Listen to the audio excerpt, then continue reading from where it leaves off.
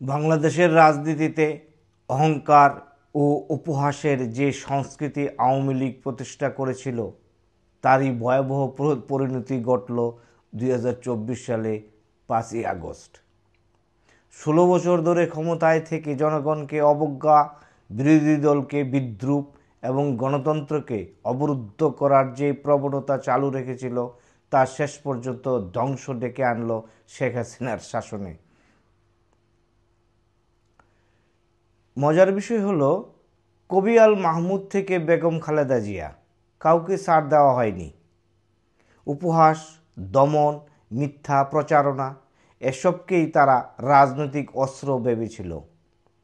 কিন্তু বিধিবাম জনগণের ধৈর্যের সীমা আছে, সেদিন সেই সীমা ভেঙে যায়, সেদিন ইতিহাস রচিত হয়। সেই ইতিহাসই হলো গণ অভ্যুত্থান।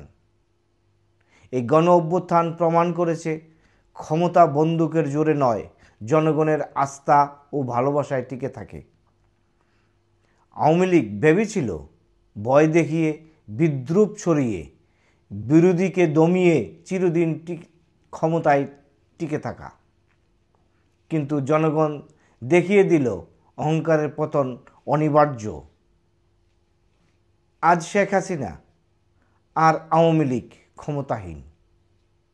16 বছরের শাসনের ইতিহাসে থাকবে, তবে তা গৌরবের অধ্যায় নয়, থাকবে উপহাস, অহংকার আর জনগণের বেদনার এক করুণ স্মৃতি হিসাবে। ধন্যবাদ সবাইকে। চ্যানেলটি ভালো লাগলে সাবস্ক্রাইব করে পাশে থাকুন।